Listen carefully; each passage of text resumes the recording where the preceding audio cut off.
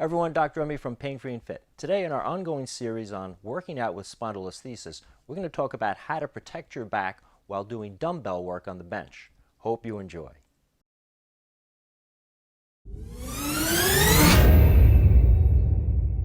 So if you've seen any of the videos on the channel, you realize with spondylolisthesis, many of the times we're trying to avoid extending or overarching the lower back because that forces the vertebra in a more forward direction. This can occur from either leaning backwards from the torso or tilting the tailbone up. When we're working out with bells on the bench and getting into position for benching and flies, etc., it's very common to have that extension. So one of the things we want to do when we first get into a seated position is we want to set ourselves. We want to get our neutral spine position. Now that's unique for each and every one of us. If you're not sure what your neutral spine position is, check out our free body analysis at painfreeandfit.com. Learn what muscle imbalances need to be engaged, what alignment issues need to be corrected before you get into your neutral position. With that being said, once my neutral position is in, I want to make sure that as I go to lean back, I bring my feet with me. If my feet stay on the ground as I lean back, you can see already I'm going to have a tendency to arch the back because my pelvis is anchored with my feet.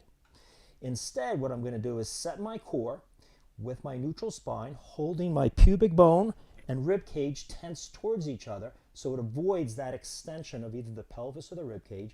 And I'm going to allow my feet to come up as I maintain a constant block or a concrete form between my pelvis and my rib cage. So there's no net motion between pelvis and rib cage. As I do this, my feet will come along for the ride. Now I haven't changed the dimension between my pelvis and my rib cage. Once I'm here, I hold that neutral spine position as I lower my feet down to the ground, and now I'm ready for my set. Now, whether I'm bench pressing, doing flies, or other upper body work, as the weight comes down, there's going to be a tendency for me to arch my back.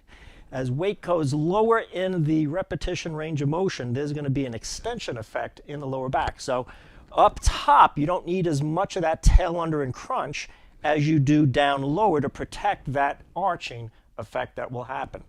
This occurs also when the weights go overhead.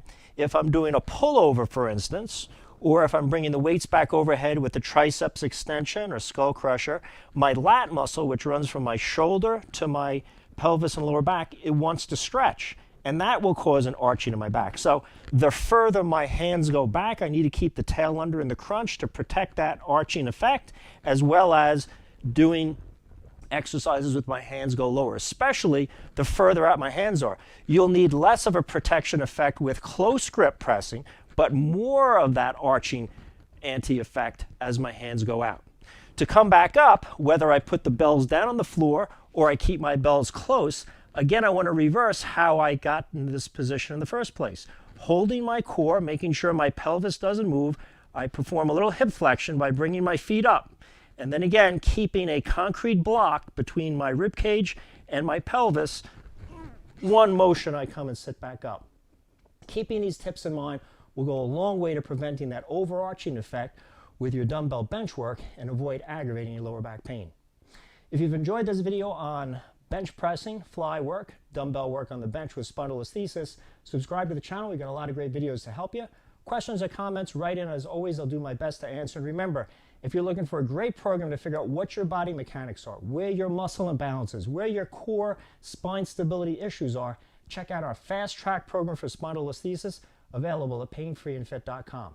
I hope this video on dumbbell work and bench work with spondylolisthesis helps you prevent your chronic lower back pain.